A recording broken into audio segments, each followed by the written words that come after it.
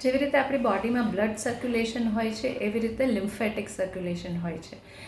એનું કામ છે કે બોડીમાં જે ટોક્સિન્સ કે કચરો એકઠો થતો હોય સર્ક્યુલેશનમાં એને એ ડ્રેન કરે છે, રિમૂવ કરે છે.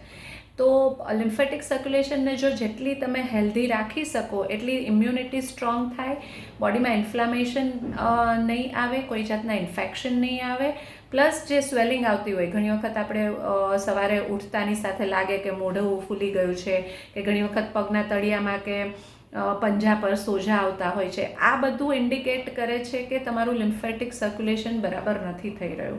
તો લિમ્ફેટિક સર્ક્યુલેશનને એક્ટિવ રાખવા માટે 3-4 વસ્તુ બહુ ઇમ્પોર્ટન્ટ છે. એક તો બોડી મૂવમેન્ટ, કોઈ પણ જાતની મૂવમેન્ટ કરો, ઓટોમેટિક લિમ્ફેટિક સર્ક્યુલેશન એક્ટિવ થશે. બીજું છે ડીપ બ્રીધિંગ એક્સરસાઇઝ. એ બહુ ઇમ્પોર્ટન્ટ છે કે ઊંડો શ્વાસ લો નાકમાંથી અને ધીમે ધીમે મોઢામાંથી બહાર કાઢો. ડીપ બ્રીધિંગ લિમ્ફેટિક સર્ક્યુલેશનને બહુ એક્ટિવ કરે છે. અને ત્રીજું છે હાઇડ્રેશન. પ્રોપર પાણી પીવો થ્રુ આઉટ ધ ડે. આ બધી વસ્તુ લિમ્ફેટિક સર્ક્યુલેશનને જાળવી રાખશે પ્રોપર, અને તમારી ઇમ્યુનિટી પણ સ્ટ્રોંગ કરશે અને કોઈ પણ જાતના બોડીમાં રોગોને આવવા નહીં દે.